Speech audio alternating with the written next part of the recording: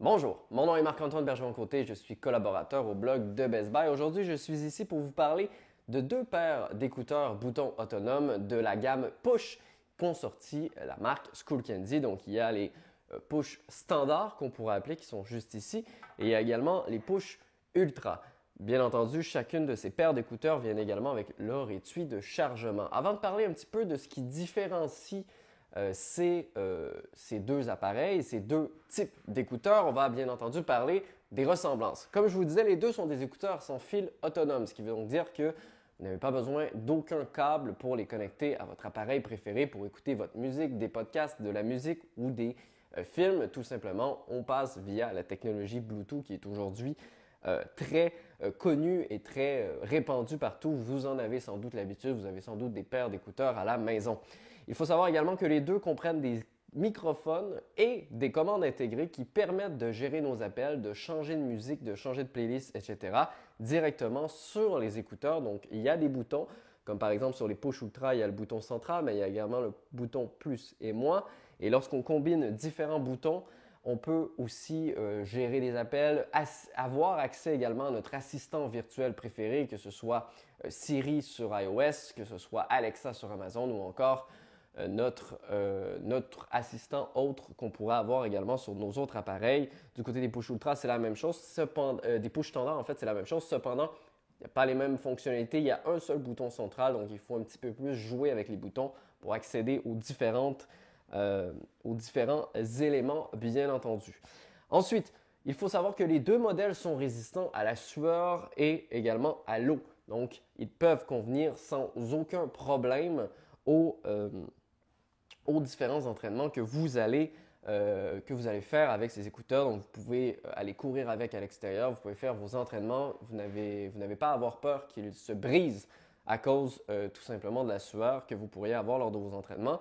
Les deux embarquent également une technologie d'isolation sonore qui est plus ou moins efficace selon le modèle. Du côté des Push standards, étant donné que c'est des écouteurs intra-auriculaires, on ressent vraiment cette isolation sonore plus présente, en tout cas de mon point de vue, concernant au Push Ultra. Et comme vous le voyez, qui sont un petit peu comme des écouteurs qu'on avait beaucoup à l'époque, c'est-à-dire des écouteurs qui ne rentrent pas complètement dans les oreilles, malgré leur grosseur assez énorme qui bouche l'oreille. Je n'ai pas ressenti la même isolation sonore du côté des Push Ultra que ce qu'on avait du côté des Push standards. Bien entendu, les deux viennent également, comme je vous le disais, avec leur petit boîtier de chargement. Et ils viennent également avec des câbles d'USB-C. Et oui, enfin, on est passé à du câble USB-C. Donc, le câble est fourni. Il n'est pas très, très grand, je dois vous l'avouer. Là, c'est assez petit. Mais vous avez l'habitude, si vous avez d'autres écouteurs de ce genre, c'est assez répandu que ce soit des câbles assez petits. C'est ce qui est un petit peu dommage. On ne peut pas les connecter très, très loin. Sauf si vous avez d'autres câbles à la maison, bien entendu, qui sont compatibles. Au niveau des différences maintenant, moi, ce que j'ai trouvé lors de mon test, c'est que les Push standards avaient un petit peu plus un côté plastique, entre guillemets. Même s'ils sont très bonne qualité tout de même, la finition semble être un petit peu plus plastique, un petit peu plus sensible, notamment au niveau du boîtier de chargement, que là, c'est vraiment du plastique complet. Donc, puis pour l'ouvrir, vous voyez, on clique sur un petit bouton et ensuite, on peut ouvrir le petit boîtier de chargement. Donc, j'ai malheureusement l'impression qu'après quelques temps, on pourra tout simplement briser ce petit mécanisme d'ouverture. Je ne sais pas si ça peut arriver, mais ça me semble être assez sensible et il faut faire quand même assez attention à ce niveau-là. Du côté des Push Ultra, j'ai rien à redire. Ce qui est intéressant, c'est que la forme du boîtier de rechargement est assez spéciale. On n'a pas l'habitude d'avoir ce genre de boîtier de rechargement. C'est un boîtier de rechargement fait complètement en silicone, donc pas de danger de l'échapper ou quoi que ce soit. Il n'y a rien qui va se briser à ce côté. Le petit rechargement qui est caché juste derrière. La finition à l'intérieur est également en silicone et en morceaux de plastique au niveau des chargements. Donc à ce niveau-là, je crois qu'on a plus ou moins beaucoup plus robuste du côté des Push Ultra que des Push standards. Il faut savoir au niveau que le transducteur, donc ce qui va offrir tout simplement la qualité sonore de nos écouteurs, ne sont pas pareils du côté des Push standards que des Push Ultra. Du côté des standards, on a un transducteur de 9.2 mm qui offrira quand même un son de très bonne qualité. J'ai été grandement surpris pour leur grosseur, mais également pour le transducteur. Le son est assez clair et ça offre quand même un son riche et profond au niveau des basses également, ce qui est assez intéressant. Du côté des Push Ultra, lui, on a un transducteur de 12.5 mm avec bien entendu un aimant au néodyme qui produit un son beaucoup plus puissant malgré, encore une fois, la petite taille. On voyait, les écouteurs sont assez petits et pourtant ils offrent une très bonne qualité sonore.